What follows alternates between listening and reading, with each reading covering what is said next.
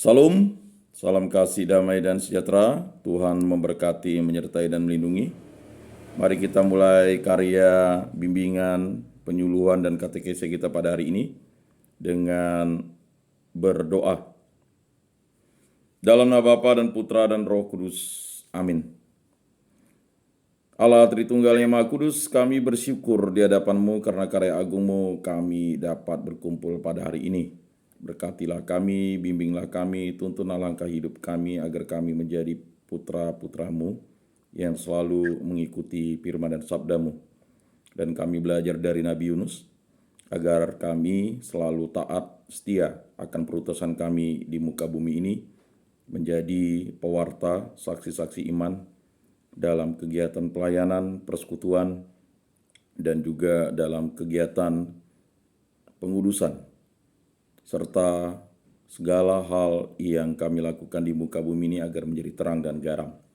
Jiwa Kristus kuduskanlah kami, tubuh Kristus selamatkanlah kami, darah Kristus sucikanlah kami, air lambung Kristus basuhlah kami, sengsara Kristus kuatkanlah kami, Yesus yang murah hati luluskanlah doa kami, dalam luka-luka-Mu sembunyikanlah kami, jangan kami dipisahkan daripadamu Tuhan, terhadap seteru yang curang lindungilah kami, di waktu ajal terimalah kami, supaya bersama para kudus kami memuji Engkau untuk selama-lamanya. Amin. Dalam nama Bapa dan Putra dan Roh Kudus. Amin. Bapak-bapak, saudara-saudara yang terkasih, pada pertemuan kita kali ini kita akan masuk ke materi BKSN 2023, Bahan Kitab Suci Nasional, yaitu kasih Allah menggerakkan pertobatan. Yunus bab 4 ayat 1-11. Engkaulah Allah yang pengasih dan penyayang, yang panjang sabar dan berlimpah kasih setia. Yunus bab 4 ayat 2. Manusia itu rapuh, dunia yang semakin menanggung beban polusi, persahabatan pudar, fanatisme ideologi atau kelompok yang memecah persatuan keluarga manusia, merupakan akibat dari kerapuhan manusia itu sendiri.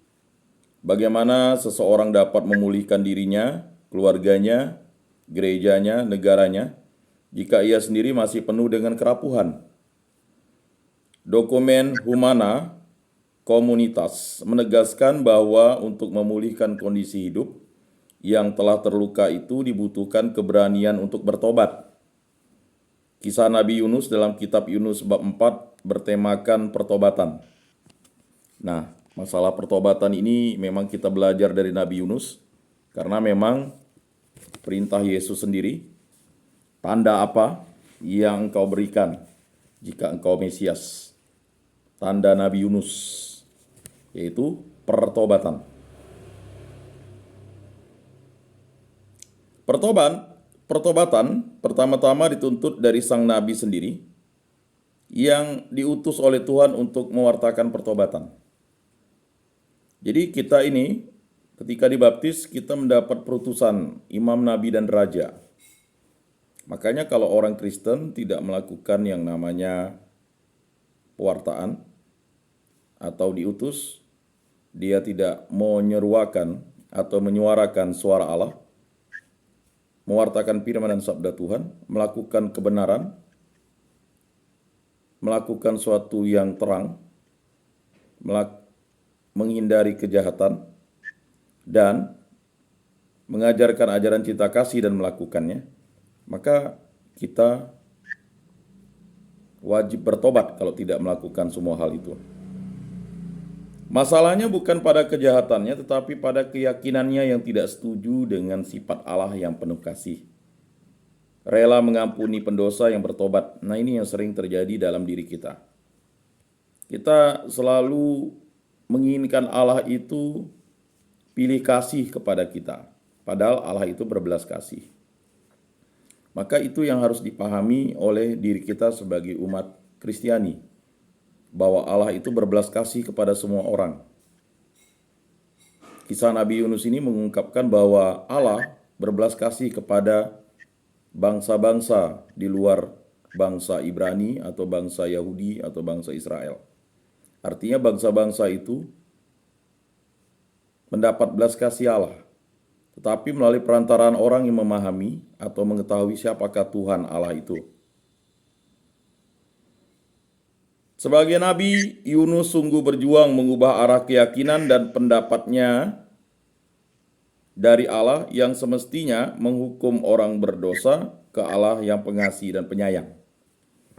Sehingga ia rela dengan sepenuh hati menjadi pembawa pengampunan. Kasih Allah itu begitu luas dan universal. Tidak eksklusif hanya untuk kelompok tertentu, tetapi juga untuk semua saja yang rapuh. Dan ia dengan senang hati mengampuni mereka yang berdosa karena kerapuhannya bila mereka bertobat. Pada akhirnya Tuhan memberikan keselamatan, bukan hukuman yang membuat manusia semakin sengsara. Nah, itu harus dipahami. Tuhan tidak pernah menghukum manusia, manusialah yang menghukum dirinya. Mungkin dalam Sodom dan Gomora itu, ya, Allah tidak menghukum manusia itu, tetapi manusia itulah yang tidak mau bertobat. Sehingga bangsa Niniwe, raja dan seluruh rakyatnya, bahkan ternak-ternaknya, itu melakukan pertobatan. Karena sudah tahu bahwa Allah Israel ini, Allah orang Ibrani, Allah orang Yahudi ini, Dia adalah Allah yang memberikan belas kasih yang begitu besar. Sehingga ketika bangsa Niniwe ini mendengarkan Yunus, mereka bertobat. Bukan karena mereka takut dijungkir balikan, karena mereka hal-hal seperti itu sudah biasa. Pada pertemuan minggu lalu kita tahu bahwa bangsa Niniwe ini adalah bangsa yang jahat, bangsa yang merampas kebebasan orang lain. Tetapi anehnya bangsa ini bisa menyatukan bangsa-bangsa beradab. Nah, jadi harus dipahami bahwa mujizat Allah itu terjadi kalau ada nabi atau orang yang mewartakan. Pada akhirnya Tuhan memberikan keselamatan, bukan hukuman yang membuat manusia semakin sengsara. Mari kita buka kitab suci kita, Yunus bab 4 ayat 1-11. Bagi yang membawa kitab suci, Yunus 4 ayat 1-11. Mari kita baca bersama-sama. Bagi yang tidak membawa, silakan mendengarkan. Bagi yang membawa, mari kita membaca bersama-sama. Yunus bab 4 ayat 1-11. Tetapi hal itu sangat mengesalkan hati Yunus, lalu marahlah ia. Dan berdoalah ia kepada Tuhan, katanya, "Ya Tuhan, bukankah telah kukatakan itu ketika aku masih di negeriku? Itulah sebabnya maka aku dahulu melarikan diri ke Tarsis. Sebab aku tahu bahwa Engkaulah Allah yang pengasih dan penyayang, yang panjang sabar dan berlimpah kasih setia, serta yang menyesal karena malapetaka yang hendak didatangkannya. Jadi sekarang ya Tuhan, cabutlah kiranya nyawaku, karena lebih baik aku mati daripada hidup." Tetapi firman Tuhan, "Layakkah engkau marah?" Yunus telah keluar meninggalkan kota itu dan tinggal di sebelah timurnya. Ia mendirikan di situ sebuah pondok dan ia duduk di bawah naungannya menantikan apa yang akan terjadi atas kota itu. Lalu atas penentuan Tuhan Allah tumbuhlah sebatang pohon jarak melampaui kepala Yunus untuk menaunginya, agar ia terhibur daripada kekesalan hatinya. Ketika fajar menyingsing atas penentuan Allah, datanglah seekor ulat yang menggerek pohon jarak itu sehingga layu. Segera sesudah matahari terbit, maka atas penentuan Allah bertiuplah angin timur yang panas terik, sehingga sinar matahari menyakiti kepala Yunus. Lalu rebahlah ia lesu dan berharap supaya mati, katanya, "Lebih baiklah aku mati daripada hidup." Tetapi berfirmanlah Allah kepada Yunus, "Layakkah engkau marah karena pohon jarak itu?" Jawabnya, "Selayaknya lah aku marah sampai mati." Lalu Allah berfirman, "Engkau sayang kepada pohon jarak itu, yang untuknya sedikit pun engkau tidak berjerih payah, dan yang tidak engkau tumbuhkan, yang tumbuh dalam satu malam dan binasa dalam satu malam pula. Bagaimana tidak aku akan sayang kepada Niniwe, kota yang besar itu, yang berpenduduk lebih dari 120.000 orang, yang semuanya tak tahu membedakan tangan kanan dari tangan kiri, dengan ternaknya yang banyak. Demikianlah sabda Tuhan. Syukur kepada Allah. Bapak-bapak yang terkasih, saudara-saudara yang dikasihi oleh Tuhan Yesus Kristus. Apa yang mungkin dipertanyakan? Apa yang dibuat Yunus? Ya, karena memang kitab Yunus ini hanya sampai bab 4. Maka disebut Yunus ini adalah nabi-nabi kecil. Ada 12 nabi-nabi kecil, ya. Kita tahu bahwa kitab nabi-nabi kecil ini disebut kecil bukan orangnya kecil atau kegiatan pewartaannya kecil, tetapi disebut 12 nabi-nabi kecil ini karena kitabnya itu terdiri atas kitab yang pendek-pendek. Ya. Pendek. Kita bisa lihat ya. Mulai dari kitab Hosea itu ya. Hosea itu ya kalau kita buka itu ya juga tidak terlalu panjang ya. Dia sampai ya. Kalau Hosea ini memang ada beberapa belas pasal atau babnya, hanya 14 bab atau 14 pasal. Ya. Kemudian Yoel ya, yang nanti kita akan dalami minggu depan itu juga ya tidak terlalu panjang, hanya terdiri atas 3 bab atau 3 pasal. Pendek. Maka disebut nabi-nabi kecil. Begitu juga Amos. Ya. Kita bisa lihat Nabi Amos atau kitab Nabi Amos itu, ya. Itu juga tidak terlalu panjang, ya.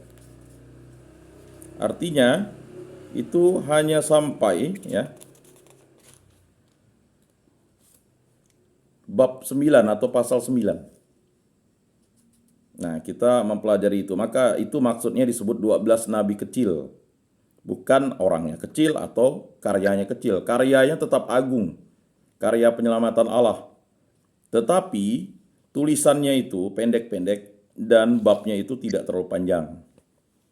Bahkan kalau kita lihat sebenarnya ya, yang paling unik itu adalah ya kitab Obadja. Itu hanya terdiri ya, bahkan ya ada kawan saya, saudara saya itu tidak mengenal kitab Obadja itu, karena memang hanya satu bab, ya, hanya satu pasal. Ya mungkin bapak-bapak mungkin banyak dipakai nama orang Kristen itu ya. Dulu nama sekda Bengkayang itu Obadja ya.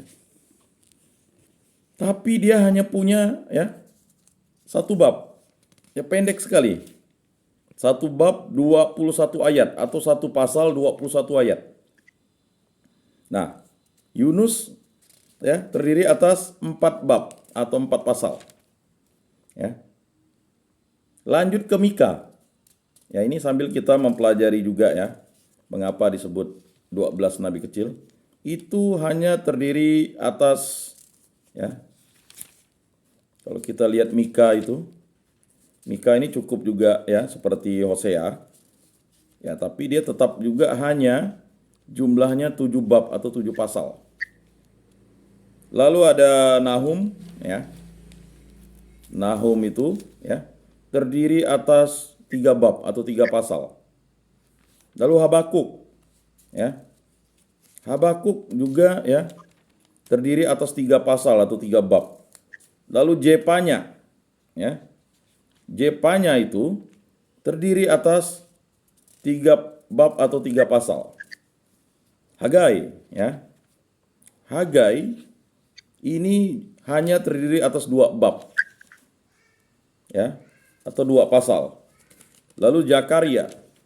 Nah, Zakaria ini ya cukup panjang ya, tetapi tetap Hosea yang dari 12 nabi kecil ini ya. Yang 14 bab tadi, Zakaria sama, 14 bab atau 14 pasal dengan Hosea. Lalu Maleaki. Nah, jadi Maleaki ini sama dengan Yunus, hanya 4 bab atau 4 pasal. Jadi maka disebut 12 nabi kecil, bukan orangnya kecil atau perbuatannya kecil, karyanya ya agung karena mewartakan penyelamatan, ya. Tetapi ya tidak sepanjang kitab-kitab lain. Nah, jadi seperti itu. Nah, kita kembali ke kitab Yunus bab 4 ayat 1 sampai 11 ya. Bila Yunus bab 1 ayat 1 sampai 17 yang kita pahami, yang kita dengarkan kemarin, yang kita pelajari kemarin, menjadi bagian kesatuan dari cerita bab 1 sampai 2, perikop bab 4 ayat 1 sampai 11 merupakan bagian dari cerita bab 3 sampai 4. Setelah Yunus dimuntahkan oleh seekor ikan besar ke daratan, Tuhan memerintahkan kepadanya untuk kedua kalinya. Perintah seperti dalam perutusan pertama ketika ia menolak dengan melarikan diri. Jadi begitu berbelas kasih Allah kepada Yunus ini. Sebenarnya pergulatan terjadi kepada Yunus. Ya. Yunus ini masih ingin melawan dan memberontak. Dan masih juga belum memahami siapakah Allah itu. Ya. Jadi masih seperti itu, ya. Jadi konsep dasarnya, ya, kita lihat di situ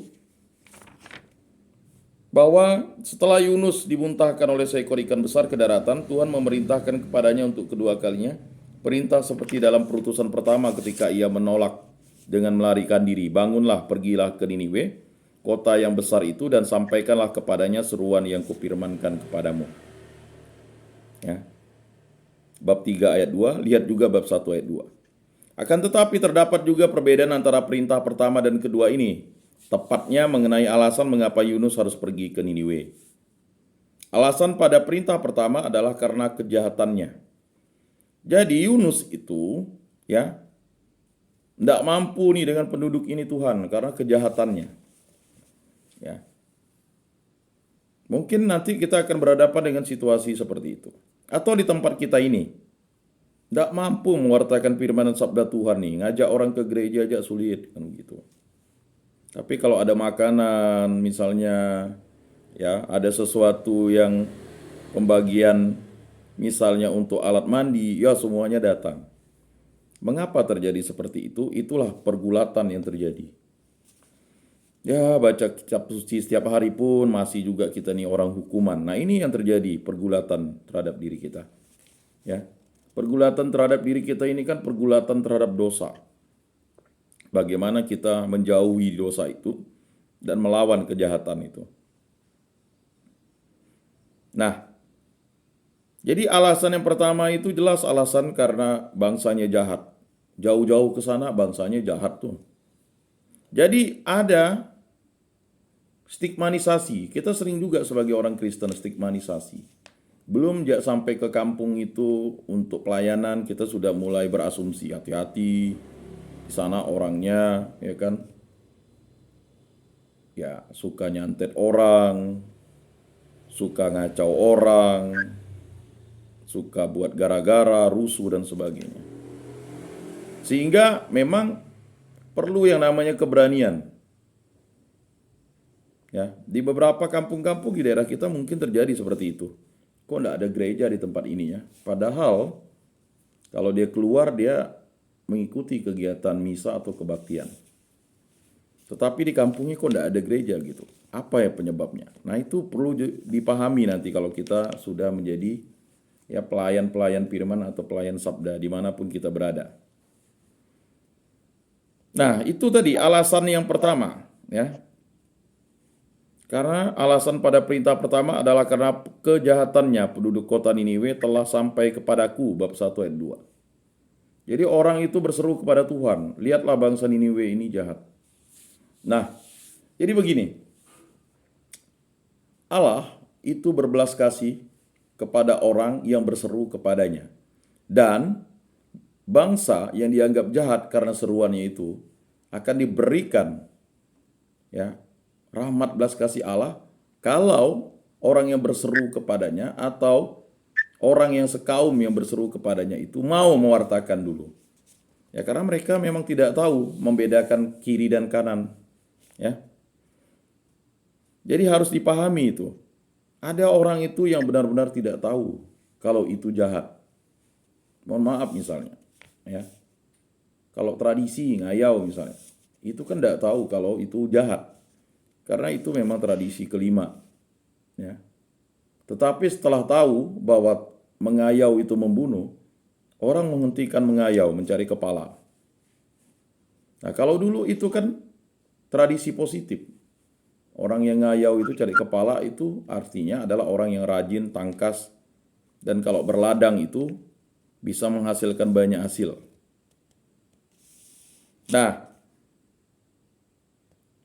selanjutnya, ya, pada perintah kedua berbunyi, sampaikanlah kepadanya seruan yang kupirmankan kepadamu. Bab 3 ayat 2. Penekanan perintah kedua ini adalah kewajiban untuk mematuhi perintah Tuhan dari pihak Yunus. Karena perintah tersebut merupakan firman Allah.